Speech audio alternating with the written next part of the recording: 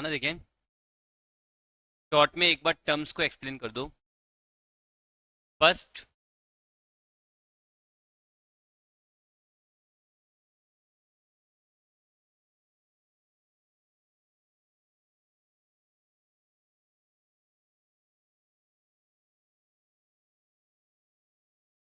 Subscription. ये क्या होता है? Membership fees. Life membership fees को क्या बोलते हैं? One time payment. इसका नेचर क्या होता है? Third, donation. डोनेशन में डोनेशन मतलब क्या होता है? वॉलेंट्री पेमेंट जो होता है। अच्छा, ये कितने तरह का हो सकता है? Specific and general. स्पेसिफिक में क्या होगा? ठीक है, कि हाँ अपने को बाउंडेशन दे देगा कि हाँ आपके ऊपर ये बाउंडेशन है और उसकी तरफ से, इसलिए इसका नेचर क्या होता है? कैपिटल। और जनरल क्या होगा? फ्री टू यूज, इसलिए इसका नेचर क्या होता है? रेवेन्यू। फिर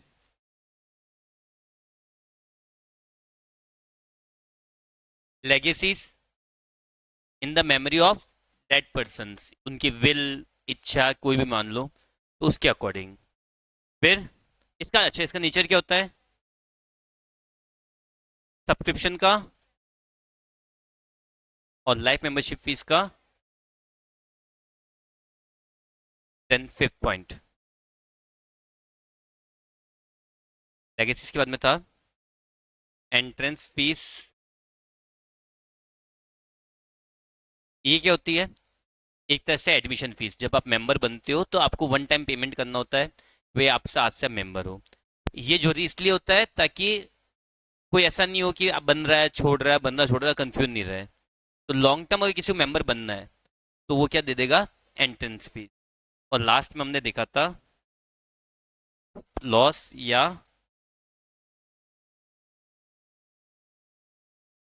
सेल ऑफ फिक्स्ड एसेट। इन 6 पॉइंट्स में कोई दिक्कत किसी को? फिर हमने एक पॉइंट कल ये भी देखा था, रिसिप्ट एंड पेमेंट में क्या आता है, और एक अकाउंट बनता है इनकम और एक्सपेंडिचर में क्या आता है। अगर मैं रिसिप्ट एंड पेमेंट बना रहा हूं तो मैं किसका ध्यान रखूंगा? केवल कैश ट्रांजेक्शन। केवल और केवल कैश ट्रांजेक्शन। कैश मतलब कैश, बैंक कुछ भी हो गया, मतलब पैसा आ रहा है या जा रहा है, तो ओनली कैश। अच्छा, अब मैं इनकम और एक्सपेंडिचर बना रहा हूं तो मैं दो कंडीशन क्या चेक करूंगा? एक तो मैं देखूंगा रेवेन्यू, पहले सबसे पहले मैं चेक करूंगा रेवेन्यू होना चाहिए। अगर वो है तो फिर मैं चेक करूंगा कौन सा होना चाहिए, करंट ईयर का, तो रिकॉर्ड करूंगा, अदरवाइज रिकॉर्ड नहीं करूंगा। सॉर्टेड यहां तक? अब पॉइंट समझो। पहले ना सारे पॉइंट समझना, जितने जरूरत के हैं वो सारे पॉइंट देखना। एक पॉइंट नंबर वन होता है, अब मैं आपके कैल्कुलेशन पॉइंट अगर बताऊं मैं इस पूरे चैप्टर में,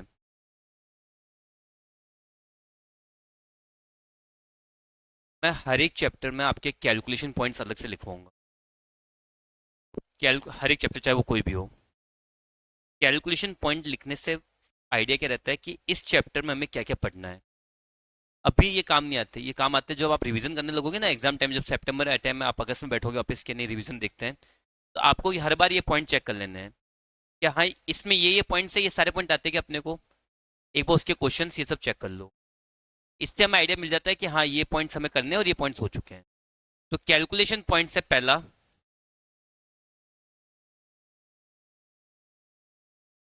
कन्वर्जन ऑफ, हाँ वही पहला पॉइंट वही हो गया, conversion of amount from receipt and payment to income and expenditure, और income and expenditure to receipt and payment.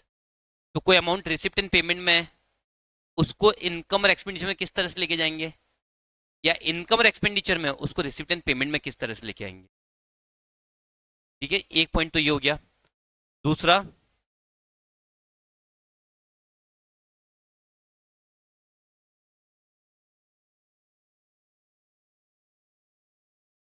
अगर क्वेश्चन में स्टॉक भी दे रखा है तो स्टॉक का ट्रीटमेंट क्या होगा? ओपनिंग स्टॉक, क्लोजिंग स्टॉक अगर दे रखे हैं तो उनका ट्रीटमेंट क्या होगा? रिसिप्ट एंड पेमेंट और इनकम एंड एक्सपेंडिचर में। तीसरा,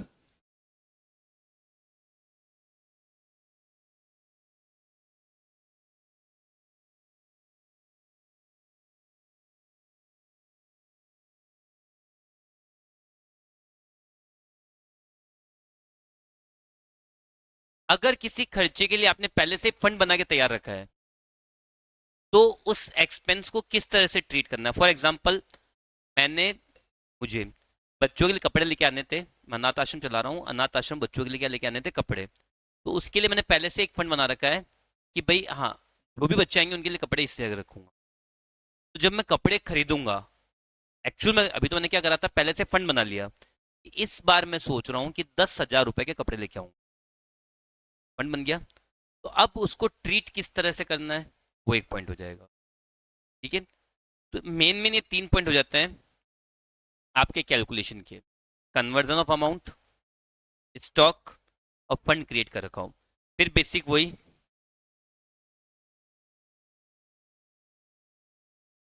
preparation of comment expenditure account, return payment account, और लास्ट में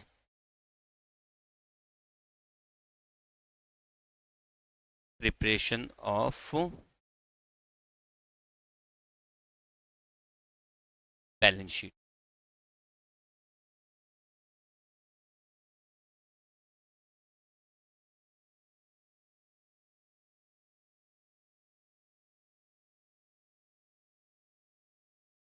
ठीक है, अब अपने को ये पॉइंट्स कवर करने हैं। सबसे मेन पॉइंट होता है जो हर क्वेश्चन में ऑलमोस्ट कवर होता है, वो है ये। ऐसा हो सकता है ना कि कोई अमाउंट, जैसे आपने बोला कॉन्ट्रा एंट्री, कि कोई अमाउंट रिसिप्ट एंड पेमेंट में भी हो और इनकम और एक्सपेंडिचर में भी हो। तो अमाउंट, क्योंकि दोनों में कॉन्सेप्ट अलग है, इसमें क्या होना चाहिए और इसमें क्या होना चाहिए? करंट ईयर का रेवेन्यू होना चाहिए, चाहे कैश में हो या नहीं हो। एक बार नोट कर लो इसको। हो गया?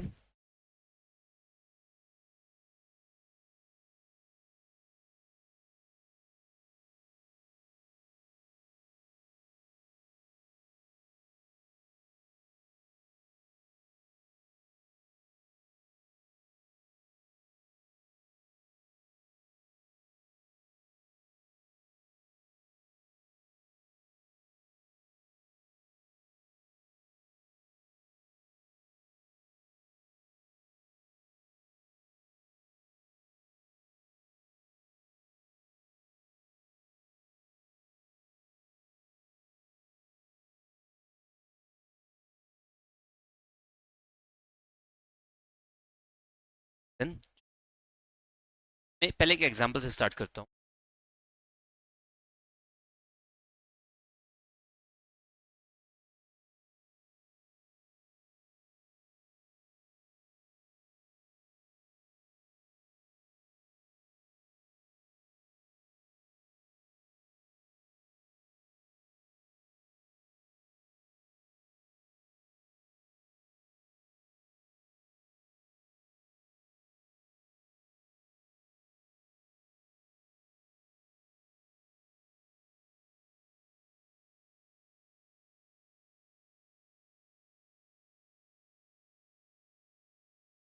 अब मेरे को आंसर करो। सबसे पहले इजी रखते हैं, रिसिप्ट एंड पेमेंट में कितनी अमाउंट आएगी? पूरी लाइन पढ़ो आराम से। ठीक है, salary paid during the year 50,000, out of it 10,000 belongs to last year. मतलब हमने टोटल इस साल 50,000 की सैलरी पे की, जिसमें से 10,000 पिछले साल से रिलेटेड है। 10,000 कौन से हैं? पिछले साल वाले। रिसिप्ट एंड पेमेंट में कौन सी अमाउंट आएगी? बट अब जब रिसिप्ट एंड पेमेंट बना रहा हूँ तो मेरे दिमाग में क्या होना चाहिए? कैश।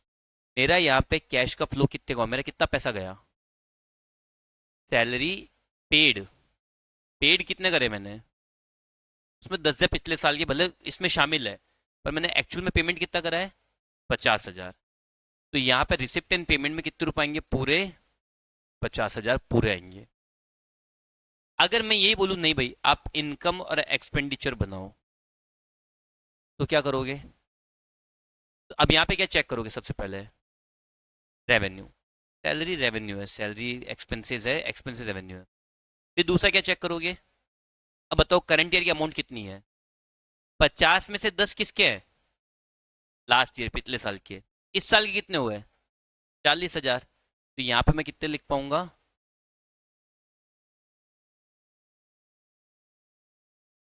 सॉर्टेड है। तुमने जो पिछले साल के थे वो मैंने हटा दिए, और बचे हुए इस साल के आ गए।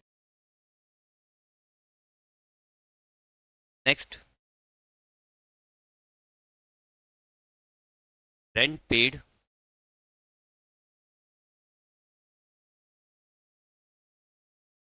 During the year ₹1 lakh and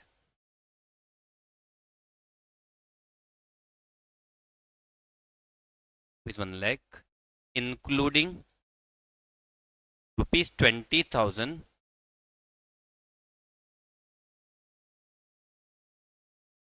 20,000 as advance for next year. Total 1 lakh का रेंट पे किया है, जिसमें से 20,000 रुपए अगले साल का एडवांस है। मैं केवल और केवल रिसिप्ट एंड पेमेंट अकाउंट बना रहा हूँ। तो मैं उसमें कितने लिखूंगा? 1 लाख या 80,000? 1 लाख। जितना मैंने पे किया है, जितना मेरा कैश गया है, उतना लिखूंगा 1 लाख।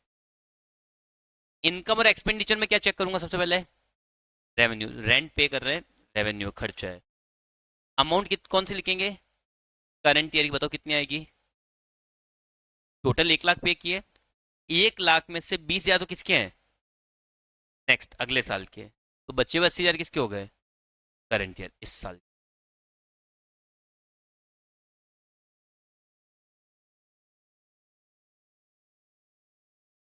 तो मैंने क्या करा, अगर पिछले साल की हो या अगले साल की हो, वो अमाउंट से तो उनको हटा के मैंने नेट अमाउंट लिखी इस साल की। अब अगर ऐसे आ जाए,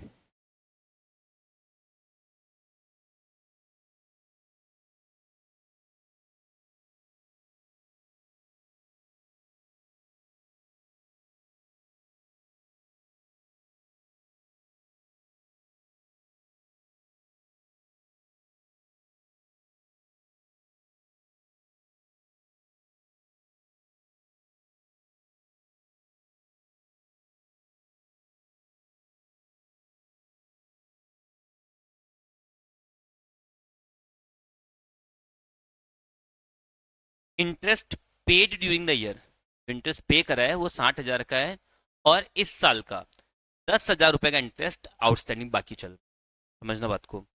टोटल मैंने इंटरेस्ट कितना पे करा था? 60,000। और 10,000 का इंटरेस्ट अभी भी क्या चल रहा है? आउटस्टैंडिंग। ठीक है, चलो। अब मैं रिसिप्ट एंड पेमेंट बना रहा हूँ, तो कौन सी अमाउंट लिखूंगा मैं? हाँ, जो मैंने क्या कर रखा है? पे कर रखा है। तो पे मैंने कितना किया है? 60,000। ठीक है। इनकम और एक्सपेंडिचर में कितना आएगा? करंट ईयर की अमाउंट। तो मैं 60 तो पे कर दिए, 10 अभी बाकी है। मतलब टोटल खर्चा कितना हुआ होगा? 70 का, दो समझो। मैंने 60,000 तो पे कर चुका हूँ, और 10,000 अभी बाकी है। मैं इसको एग्जाम बताऊँ, मैं कहीं गया, ठीक है, किले पर पानी बताशा खाने के लिए। मैंने 60 रुपये पे कर दिए, 10 रुपये अभी बाकी है। तो बताओ मैंने कितने रुपये बताशा खाए? लॉजिकल है, ऐसे ही बस वही तो चीज़ यहाँ पे है। 60,000 इंटरेस्ट पे कर दिया, 10,000 पे करना बाकी है, तो टोटल खर्चा कितना हुआ? 70। अब कुछ नहीं बोला तो क्या मानेंगे? करंट ईयर का ही है। तो 60,000 पे कर दिए और 10,000 बाकी है, 70। ठीक है, अच्छा। Last,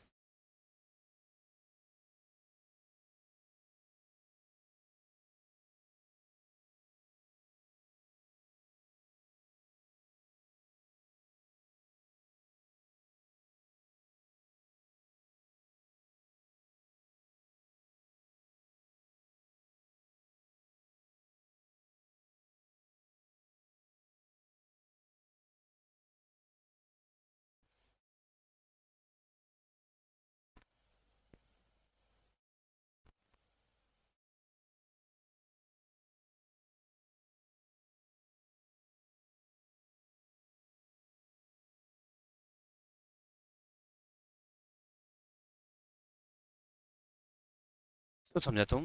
commission paid during the year 1 lakh. इस साल अपन ने टोटल कमीशन कितना पे करा है? इस साल टोटल कमीशन कितना पे करा है? 1 lakh. Commission related to current year was received in last year. मतलब इस साल का कमीशन 20,000 रुपये हमें पिछले साल ही मिल गया था, उसका ना पिछले साल हमें एडवांस मिल गया होगा। ये बोल रहा है कि भाई इस साल कमीशन कितना पे कर रखा है? 1 लाख, उससे पेड करना। और इस साल का कमीशन 20,000 रुपये हमने पिछले साल ही एज ए एडवांस दे दिया था। 20,000 रुपये जो किस साल के हैं? इस साल के हैं। पर मैंने पे कब कर दिए थे? पिछले साल ही पे कर दिए। इन रिसिप्ट एंड पेमेंट में कितनी अमाउंट आएगी? जितना मैंने पे किया है 1 लाख। इनकम और एक्सपेंडिचर में कौन सी अमाउंट आएगी? करंट कितने हुए? 1 लाख तो मैंने इस साल पे कर दिए।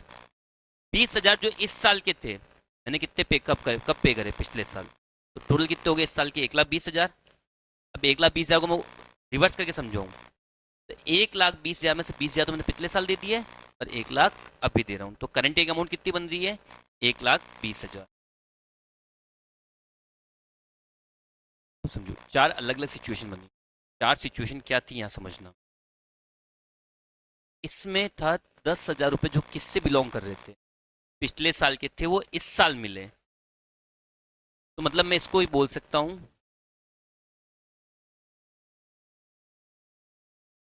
लास्ट ईयर या प्रीवियस ईयर आउटस्टैंडिंग। पिछले साल के बाकी थे तभी तो इस साल मिले, बोल सकते हैं अपन इस चीज को। तो लास्ट ईयर के आउटस्टैंडिंग बोल दो, प्रीवियस ईयर के आउटस्टैंडिंग बोल दो, बाकी थे इसलिए इस साल मिल रहे हैं। कोई भी चीज हमें पिछले साल की है, इस साल कब मिलेगी? जब वो पिछले साल क्या रह गई होगी? बाकी रह गई होगी। तो लास्ट ईयर के इस साल मिलते हैं उसको क्या बोलते हैं हम लोग? लास्ट ईयर आउटस्टैंडिंग या प्रीवियस ईयर आउटस्टैंडिंग। चलो, यहाँ पे क्या था? 20,000 रुपये एडवांस दिए फॉर नेक्स्ट ईयर। तो ये एडवांस कब दिए हमने? इस साल या पिछले साल? इस साल। कब के लिए? अगले साल के लिए। तो इसको मैं बोल सकता हूं प्रीपेड ऑफ करंट ईयर। इस साल का प्रीपेड हुआ ना? इस साल का प्रीपेड है जो किसके साल के लिए है? अगले साल के लिए। यहां पढ़ो, interest of 10,000 was outstanding for the year. ये 10,000 रुपये इंटरेस्ट था जो अभी भी क्या चल रहा है? बाकी चल रहा है। ये इसी साल का बाकी है। इस साल का टोटल इंटरेस्ट कितना था? 60,000। ये तो पे कर दिया। और 10,000 अभी भी क्या चल रहा है? बाकी चल रहा है। इस साल अभी ड्यू है। ये कब मिलेगा? अगले साल मिल सकता है। तो ये क्या हो गया? करंट ईयर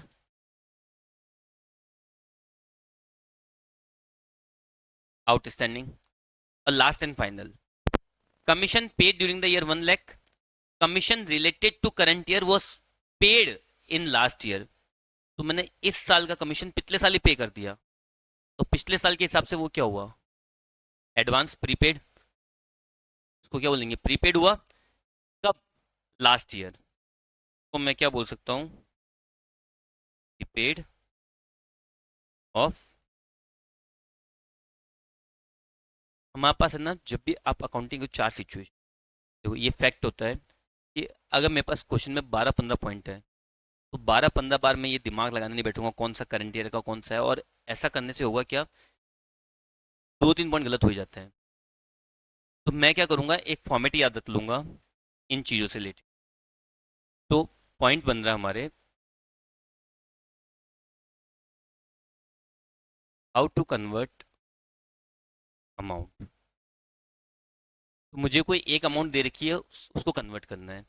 मेजोरिटी केसेस के अंदर 10 में से 9 बोल दो, 10 में से 9 केस में क्या होगा? आपको रिसिप्ट एंड पेमेंट की अमाउंट दे रखी होगी। मेरे पास पिछले वाले पॉइंट पे क्या क्या सिचुएशंस थी? मेरे पास आउटस्टैंडिंग्स थे और क्या थे? प्रीपेड।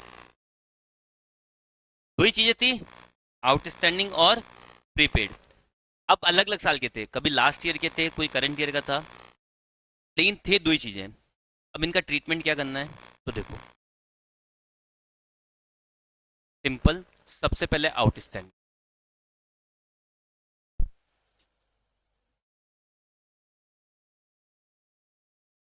आपने क्या किया देखो,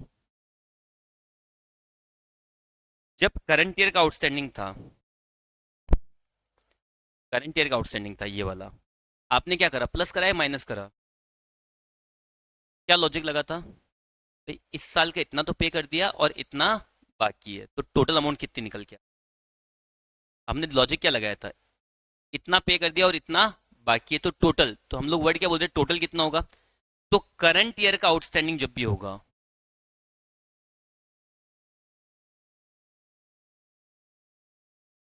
करंट ईयर के आउटस्टैंडिंग, और करंट ईयर के आउटस्टैंडिंग को हम लोग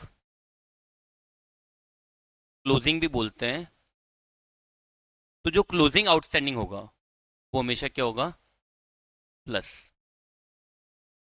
वो हमेशा क्या हो जाएगा, ऐड। तो करंट ईयर का आउटस्टैंडिंग मतलब लॉजिक लगाओ, मुझे टोटल 1 लाख पे करने थे, 80 पे कर दिए, 20,000 बाकी है, तो टोटल अमाउंट कितनी निकल के आएगी, 80 पे और 20 बाकी है, टोटल कितना हो गया, 1 लाख। अच्छा, प्रीवियस ईयर का आउटस्टैंडिंग, फॉर एग्जाम्पल मैंने टोटल 50,000 पे करे, 10,000 पिछले साल के हैं, तो इस साल के कितने हुए, टोटल 50 पे करे, उसमें से 10,000 किसके हैं, पिछले साल के हैं, तो इस साल के कितने हुए, 40, तो पिछले साल का अमाउंट पिछले साल में जाएगा, तो जो भी पिछले साल के आउटस्टैंडिंग होंगे वो पिछले साल से बिलोंग करते हैं, तो जो प्रीवियस ईयर के आउटस्टैंडिंग है वो क्या हो जाएंगे, माइनस, और उसको हम लोग जनरली क्या बोलते हैं, ओपनिंग। तो आउटस्टैंडिंग में देखो सिंपल क्या बन गया, आउटस्टैंडिंग का सिंपल कॉन्सेप्ट क्या बना, क्लोजिंग वाला ऐड और ओपनिंग वाला लेस, सॉर्टेड है। तो रिसिप्ट एंड पेमेंट हो गया, रिसिप्ट एंड पेमेंट की अमाउंट दे रखी है अपने को, रिसीव्ड या फिर पेड अमाउंट। मेरे को करंट ईयर मतलब क्लोजिंग अमाउंट तो क्या करनी है, आउटस्टैंडिंग की ऐड, और ओपनिंग अमाउंट क्या करनी है, लेस। इसके बाद दूसरा वर्ड क्या आ रहा था बार बार, प्रीपेड। प्रीपेड क्या करा देखो आप लोगों ने, मैंने टोटल 1 लाख पे करे, उसमें से 20,000 अगले साल के हैं, तो इस साल के कितने हुए, मैंने 1 लाख पे करे, उसमें से 20,000 रुपए किसके हैं, पिछले साल के, तो इस सॉरी अगले साल के, नेक्स्ट ईयर के, इस साल के कितने हैं, 80। तो वो जो 20,000 मैंने इस साल एडवांस दिए हैं वो अगले साल से रिलेट करते हैं, इस साल के नहीं है, तो जब इस साल के नहीं है तो उनको क्या करेंगे हम लोग, हटा देंगे, तो प्रीपेड माइनस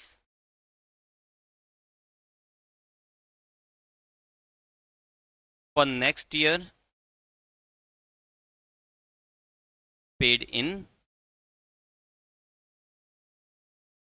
करंट ईयर, बहुत इजी लैंग्वेज में बोलूँ तो क्लोजिंग। अगले साल के जो मैंने इस साल पे कर दिए तो बिलोंग किससे करते हैं, अगले साल से, इस साल से बिलोंग करते ही नहीं है। मैं अमाउंट किसकी निकाल रहा हूँ, इनकम और एक्सपेंडिचर की, इनकम और एक्सपेंडिचर में कौन सी अमाउंट आती है, करंट ईयर की, तो मैं तो करंट ईयर की अमाउंट निकाल रहा हूँ। तो अगर मैंने करंट ईयर में अगले साल का कुछ अमाउंट पे कर दिया तो उसको मैं क्या करूंगा, हटा दूंगा, हटाऊंगा मतलब क्या करूंगा, माइनस। उसी तरह से आप लोगों ने अभी क्या करा लास्ट में, टोटल इस साल 1 लाख मिले, इस साल के 20,000 हमें पिछले साल ही मिल गए थे, तो वो थे तो इस साल के ना, पिछले साल मिल गए थे, तो इस साल उसको क्या कर दूंगा, ऐड, क्योंकि वो बिलोंग किससे करते हैं, इस साल से, तो उसको ऐड और current year received in previous year, इसका मतलब क्या हो गया, ओपनिंग। और ऐसा करने से आपकी अमाउंट कौन सी आ जाएगी,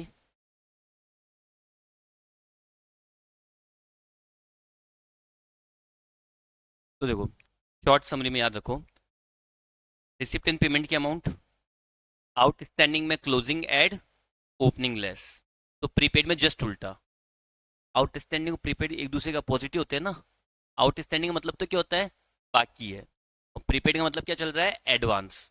तो जब मीनिंग ही उल्टा तो कैलकुलेशन भी क्या हो जाएगी, उल्टी। तो आउटस्टैंडिंग में क्लोजिंग क्या हो रहा था, ऐड, ओपनिंग क्या हो रहा था, लेस। तो प्रीपेड में क्या कर देंगे, क्लोजिंग लेस और ओपनिंग ऐड, और आपकी अमाउंट किसकी आ जाएगी। ठीक है, फॉर्मेट में आपको इस मेन में ये याद रखना है, रिसिप्ट एंड पेमेंट अमाउंट, उसमें क्लोजिंग जो भी अमाउंट होगी ऐड, ओपनिंग अमाउंट आउटस्टैंडिंग की क्या हो जाएगी, लेस। प्रीपेड का क्लोजिंग लेस और ओपनिंग क्या होगा, ऐड। बस सिंपल।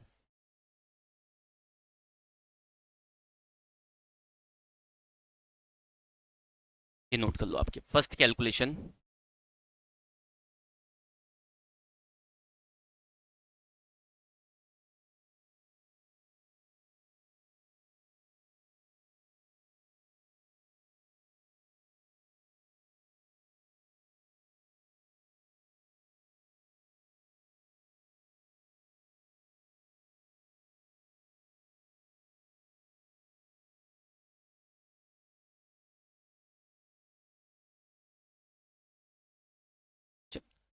क्लोजिंग का मतलब क्या होगा, क्लोजिंग का मतलब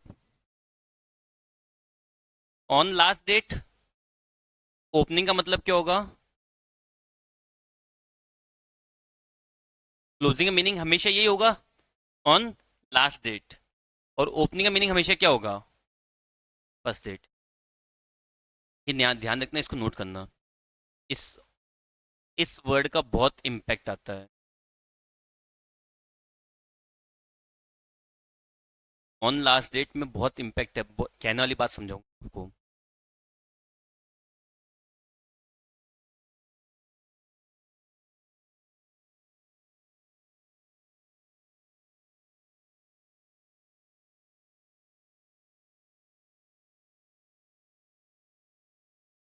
याद रहेगा, एक बार इसको बिना देखे देख बोलना। आउटस्टैंडिंग क्लोजिंग क्या होगा, ऐड। ओपनिंग, प्रीपेड में क्लोजिंग क्या होगा, माइनस, और ओपनिंग ऐड। ठीक है, और क्लोजिंग ओपनिंग मतलब क्या होता है, ऑन। क्लोजिंग मतलब last date, on last date, ये वर्ड याद रखना, ऑन लास्ट डेट। और ओपनिंग का मतलब क्या होता है, ऑन फर्स्ट डेट। ठीक है, चलो।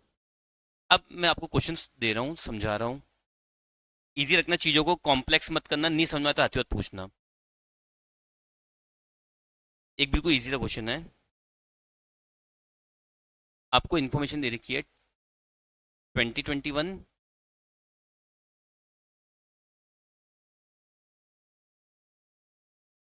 आउटस्टैंडिंग अमाउंट दे रखी है,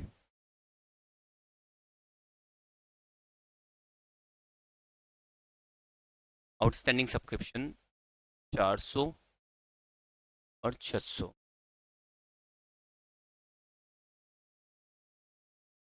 प्रीपेड सब्सक्रिप्शन 1000 और 400, और इसके साथ हमें दे रखा है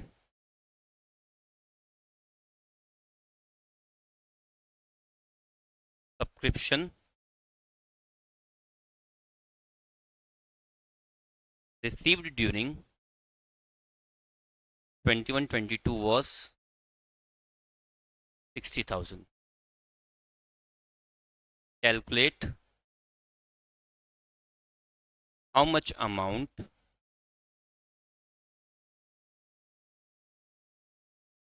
of subscription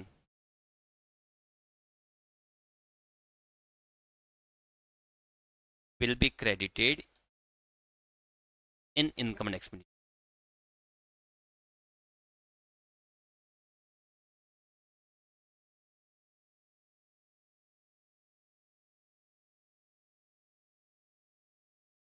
अब समझो इस बात को मेरी। सबसे पहले मुझे मैं फॉर्मेट ध्यान में, मैं यहाँ पे इनके करंट या प्रीवियस ईयर ओपनिंग क्लोजिंग मान लेता हूँ। आउटस्टैंडिंग पहले समझना, मैं कैलकुलेशन किसके लिए कर रहा हूँ, रह गया फॉर 21-22। तो मैं कैलकुलेशन किसके लिए कर रहा हूँ, 21-22 के लिए। तो 21-22 के लिए कैलकुलेशन कर रहा हूँ, मतलब ये मेरे लिए क्या है, करंट ईयर। अब ये करंट ईयर है, तो ये इससे पहले वाला क्या हो जाएगा, प्रीवियस ईयर। तो ये तो हो गया मेरा प्रीवियस ईयर, ये क्या हो गया, करंट ईयर। सॉर्टेड है। अब जो प्रीवियस ईयर वाली अमाउंट्स होती है उसको हम लोग क्या बोलते हैं, ओपनिंग। और करंट ईयर वाली को क्या बोलते हैं, करंट ईयर क्लोजिंग। और प्रीवियस ईयर क्या हो गया, ओपनिंग। तो मुझे मेरी सारी इन्फॉर्मेशन मिल गई यहाँ पे। आउटस्टैंडिंग जरूरी नहीं कि सब कुछ हो सकता है प्रीपेड नहीं दे रखा हो क्वेश्चन में, या कोई एक अमाउंट नहीं दे रखी हो तो वहाँ डैश आ जाएगा। देखो ऐसे सुनना कि छः की छः अमाउंट देना जरूरी है, उसकी इच्छा जो दे सकता है, नहीं है तो जीरो मानेंगे उसको हम लोग बाय डिफॉल्ट। सॉर्टेड है। चलो चलो, तो यहाँ देखो, सबसे पहले रिसिप्ट एंड पेमेंट की अमाउंट दे रखी है, subscription received. Receipt and payment की अमाउंट कितनी दे रखी है। अब आउटस्टैंडिंग, आउटस्टैंडिंग में क्या समझाया था, क्लोजिंग एड ओपनिंग।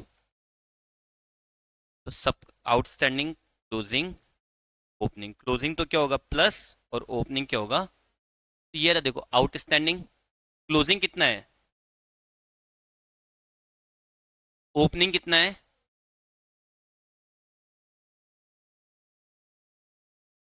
फिर प्रीपेड, प्रीपेड में क्या था,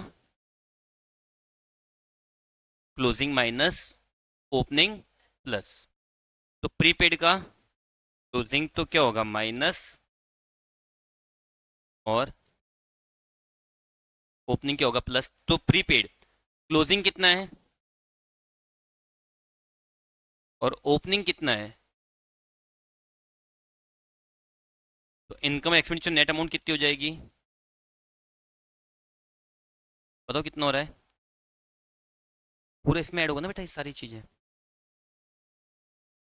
60,800 आया समझ में। 60,000 प्लस 600 माइनस 400, तो वापिस माइनस 400 प्लस 1,000।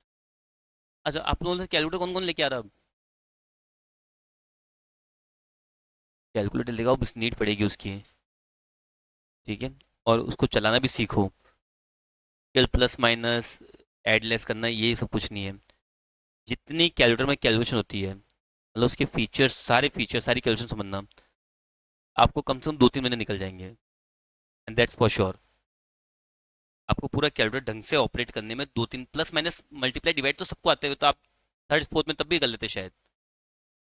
इसके सारे फीचर्स, सारी कैलकुलेशन उसमें हाथ बिठाने में, उसको बार बार रिपीटेशन मोड में डालने में आपको कम से कम 2-3 महीने जाएंगे। ज़्यादातर किस में काम में आएगी, मैथमेटिक्स में। यहाँ तो कुछ नहीं, यहाँ तो प्लस माइनस ही ज़्यादा कुछ कैलकुलेशन होगी।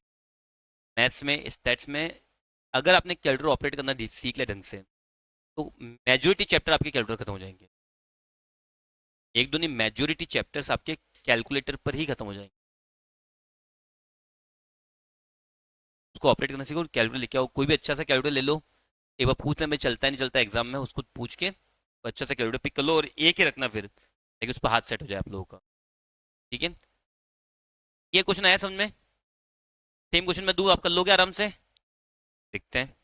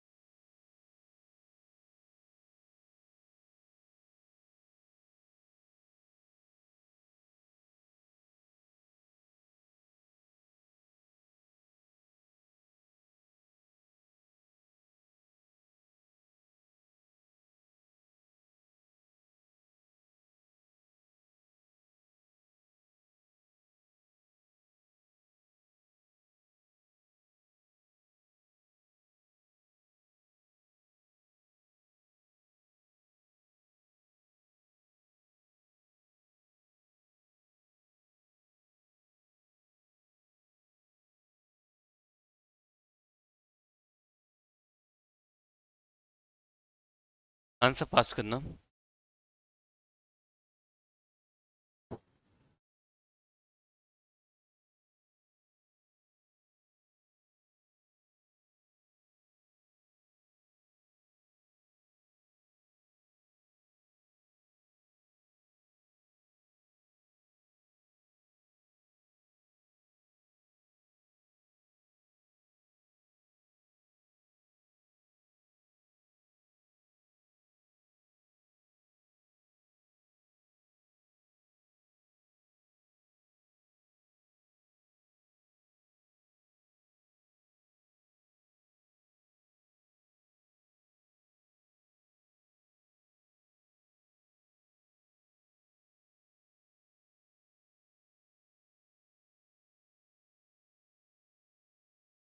Ninety eight. 98। 2400 वहाँ पर अमाउंट। हाँ।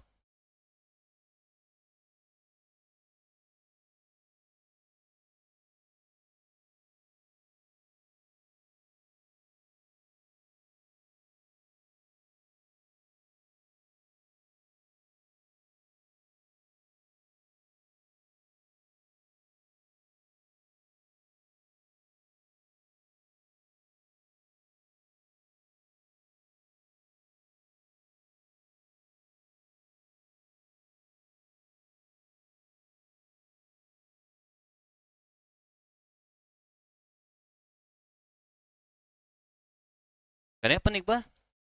तो सबसे पहले मुझे क्या चाहिए, रिसिप्ट एंड पेमेंट की अमाउंट। रिसिप्ट एंड पेमेंट की अमाउंट कितना मैंने अमाउंट पे कर रखा है। अब सबसे पहले आउटस्टैंडिंग। आउटस्टैंडिंग में क्लोजिंग का क्या होगा और ओपनिंग का क्या होगा। ठीक है चलो। आउटस्टैंडिंग रेंट दे रखा है। अब मुझे बताओ कौन सा ओपनिंग और कौन सा क्लोजिंग है। ओपनिंग है 5000। क्लोजिंग। तो क्लोजिंग जो 4000 है वो तो हो गए प्लस। ओपनिंग 5000 क्या हो गए माइनस। फिर प्रीपेड। वही दो चीज होती है, क्लोजिंग ओपनिंग। क्लोजिंग क्या करेंगे माइनस, और ओपनिंग क्या करेंगे।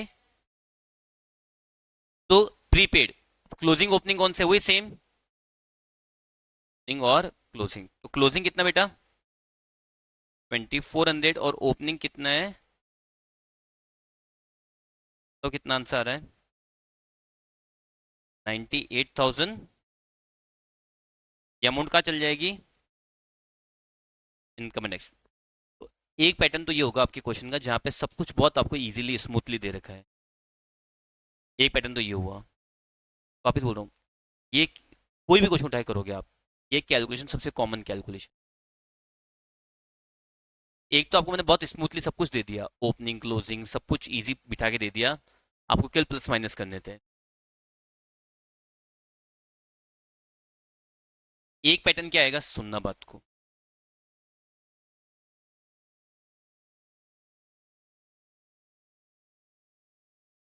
Calculate amount of salary to B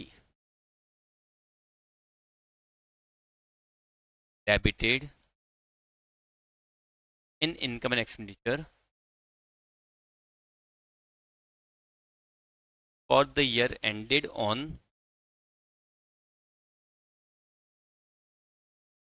31 March 24। तो salary outstanding on 1 April 23 1000।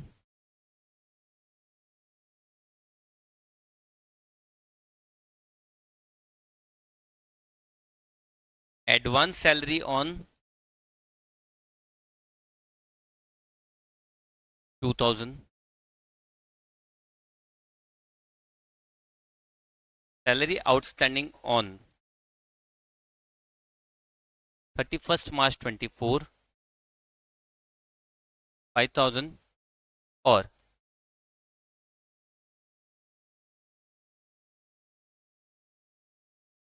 Advance salary on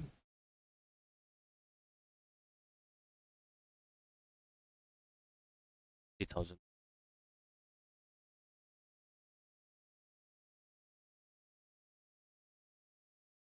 salary paid during.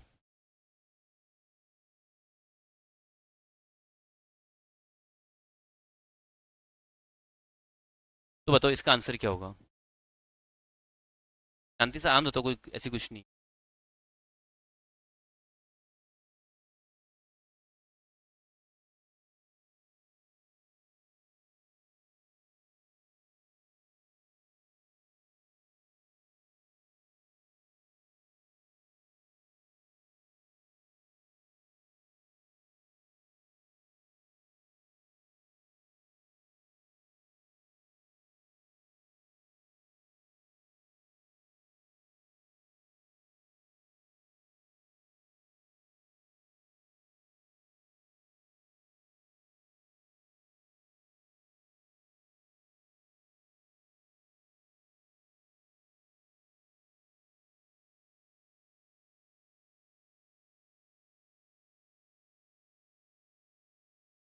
इतना है आंसर।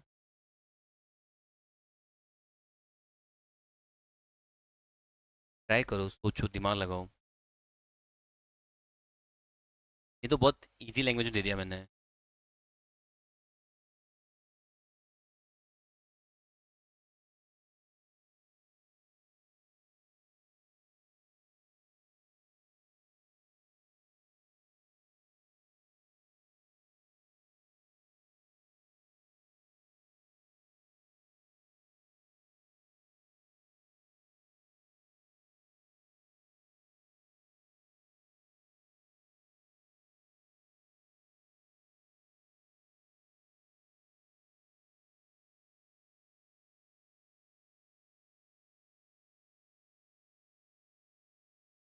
1 लाख। चलो, तो देखो सबसे पहले ओपनिंग क्लोजिंग मार्क कर लो। हमें किस ईयर के लिए? For the year ended on 31 मार्च 2024। मतलब ईयर कौन सा हो गया मेरा? 23-24। अब 23 या उससे पहले की कोई भी चीज होगी वो सब मेरे लिए ओपनिंग। 24 या उसके बाद की कोई भी चीज होगी वो मेरे लिए क्या हो जाएगी? क्लोजिंग। ऐसा ही होगा। तो देखो, आउटस्टैंडिंग दे रखा है on 1 April 2023।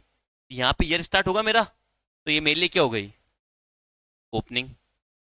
Advance salary on 1 अप्रैल 2023, तो ये भी क्या हो गई? ओपनिंग। सैलरी आउटस्टैंडिंग ऑन 31 मार्च 2024 हो गया मेरा ईयर एंड। ईयर एंड का मतलब क्या हुआ? ये मेरे लिए क्या हो गई? क्लोजिंग। और एडवांस सैलरी 31 मार्च 2024, मतलब ये भी क्या हो गई? क्लोजिंग। और मेरे को पेड अमाउंट दे रखी है, तो रिसिप्ट एंड पेमेंट की अमाउंट मुझे कितनी दे रखी है? 1 लाख। आउटस्टैंडिंग। आउटस्टैंडिंग में क्लोजिंग और, तो क्लोजिंग एड ओपनिंग लेस। तो आउटस्टैंडिंग क्लोजिंग कितनी थी और ओपनिंग कितनी थी? फिर प्रीपेड। प्रीपेड में क्या करना है? क्लोजिंग माइनस, तो क्लोजिंग प्रीपेड क्लोजिंग कितनी है और प्रीपेड ओपनिंग कितनी है? तो 1 लाख में 5,000 plus 1 lakh 5,000 minus 1 1 lakh 4,000 -3 1 lakh 1 plus 2 1 lakh. आया कुछ समझ में? पक्की बात है? डन।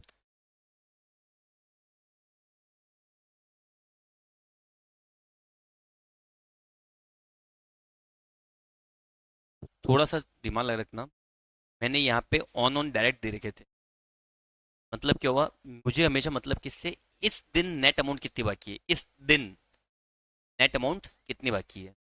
मुझे क्लोजिंग का मतलब क्या हुआ? कि आज के दिन टोटल कितना बाकी है, यही मतलब होगा। तो समझो, अगर ये याद रहा तो आप इसको लॉजिक लगा पाओगे दिमाग से। तो समझना बात को। Calculate rent to be debited in income and expenditure account for 23-24। ठीक है, सबसे पहले rent outstanding on 1st April 23 was 4,000. Out of it,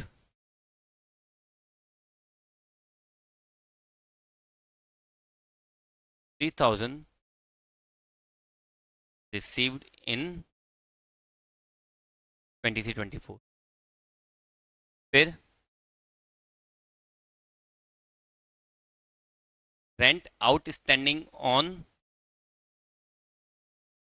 31st March 24, 10,000। ठीक है, और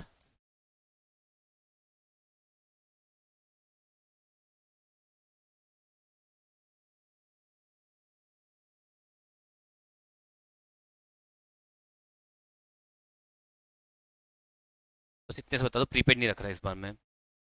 जो भी आपके कैलकुलेशन या कंफ्यूजन होगी वो आउटस्टैंडिंग में डालेगा वो, हमेशा। अब बताओ मुझे कि अब अमाउंट कितनी आएगी। मैंने हिंट के लिए आपके कुछ मार्क कर रखा है।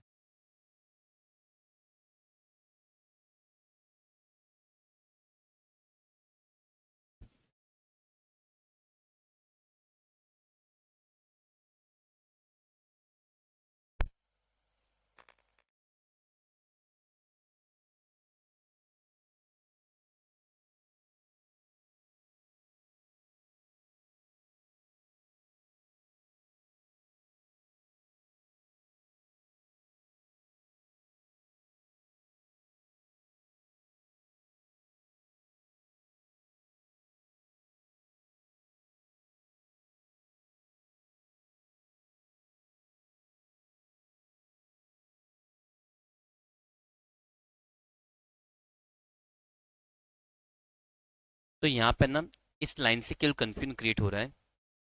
ये लाइन थोड़ा कंफ्यूज कर रही है आप लोगों को, अब समझो। ओपनिंग आउटस्टैंडिंग मेरे कितने थे टोटल? 4,000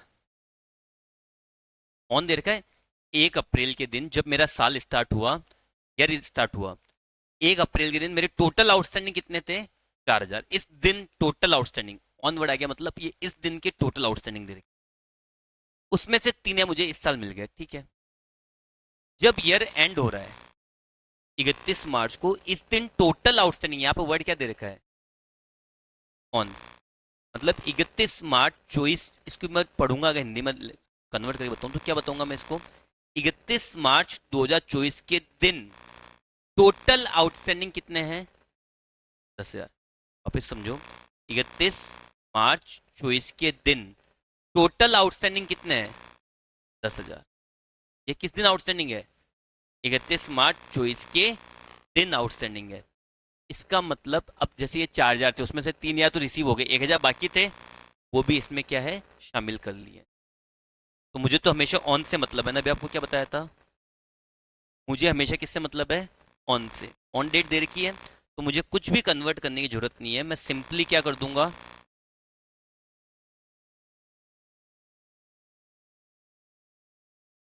रिसिप्ट एंड पेमेंट की अमाउंट कितनी है? 1,00,000। अब आउटस्टैंडिंग, क्लोजिंग एड, क्लोजिंग कितना है, और ओपनिंग, ओपनिंग कितना है? 4,000। अब टोटल कितनी आ रही है? माइनस होगा ये तो, 1,06,000। अब जो दूसरा पॉइंट बन सकता है इसको सॉल्व करने का, ठीक है, जो मैं लॉजिक बोल रहा था, लॉजिक बना सकते हैं। रिसिप्ट एंड पेमेंट में तो 1,00,000 की है।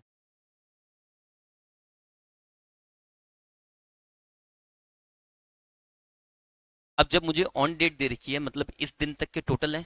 अब लॉजिक लगाओ मुझे, अब मैं अगर इस 1,00,000 में देखता हूँ तो 1,00,000 में पिछले साल के कितने शामिल है? टोटल बाकी 4 थे, बट उसमें से हमें मिले कितने हैं? 3,000। तो मतलब इस 1,00,000 में पिछले साल के कितने शामिल है? 3,000। तो पिछले साल के मतलब ओपनिंग आउटस्टैंडिंग कितना शामिल है? 3,000। अब टोटल 4 बाकी थे, 3 मिल गए, तो 1,000 आउटस्टैंडिंग अभी भी चल रहा है। 31 मार्च के दिन मेरे टोटल आउटस्टैंडिंग कितने हैं? 10,000। 10,000 में से 1,000 कौन सा है? पिछले साल वाला। तो इस साल के कितने आउटस्टैंडिंग रह गए? आंसर तब भी कितना आएगा? तो उससे कुछ देखो, आप कॉन्सेप्ट, मैंने क्या बोला, आप हर बार कॉन्सेप्ट, क्योंकि अपन अभी तो एक एक पॉइंट कर रहे हैं ना, तो हमें लग रहा है कि ठीक है। पर जब एक बड़ा क्वेश्चन आता है, आप देखना अपने मॉड्यूल्स के अंदर जाके, जब एक बड़ा क्वेश्चन आता है आप इतना टाइम नहीं दे पाओगे। आप समझो पेपर भी बड़ा आता है, लेंथियर पेपर है, तो मैं इतना टाइम इसको नहीं दिमाग लगा पाऊंगा कि यार देखो 1 लाख है, उसमें पिछले साल के कितने शामिल है, 3,000 हटाओ। अब मेरे को इस साल के कितने आउटस्टैंडिंग है, मेरे को करंट ईयर की अमाउंट निकालनी ना। तो करंट ईयर टोटल 10,000 आउटस्टैंडिंग, उसमें 1 लाख 1,000 तो पिछले साल के हैं। तो करंट ईयर कितने हो गए? 9,000। तो मुझे करंट ईयर अमाउंट कितनी हुई टोटल? 1,06,000। अब मैं ऐसे भी लगा सकता हूँ, पर इतना दिमाग में एग्जाम टाइम में, या एग्जाम छोड़ो, मैं घर पे जब क्वेश्चन कर रहा हूँ, जब बड़े बड़े क्वेश्चन से एक एक पेज के, तब मैं इतना दिमाग नहीं लगा पाऊंगा। तो मैं तो सीधी सीधी क्या चेक करूंगा? On date. ऑन डेट दे रखा है, तो मुझे अगर ऑन डेट दे रखा है, मैं दिमाग लगूंगा नहीं एक्स्ट्रा ऑर्डिनरी, मैं सीधे सीधे देखूंगा क्लोजिंग आउटस्टैंडिंग 31 मार्च 2024 के दिन कितना है, 10,000, और ओपनिंग कितना है, 4,000। इससे मैं सॉर्ट आउट कर लूंगा आंसर्स। चाहे आप ऐसे करो तब भी वही आएगा, और ऐसे करोगे तब भी वही आएगा। पर मैं टारगेट करता हूँ हमेशा बड़े क्वेश्चन, क्योंकि इसका बड़ा क्वेश्चन ही आएगा आपके, या तो 10 मार्क्स का या सीधे 20 मार्क्स का क्वेश्चन भी आ सकता है। आ रही बात समझ में? कल इसका थोड़ा सा एडवांस लेवल देखेंगे। मॉड्यूल्स हैं आप सबके पास या?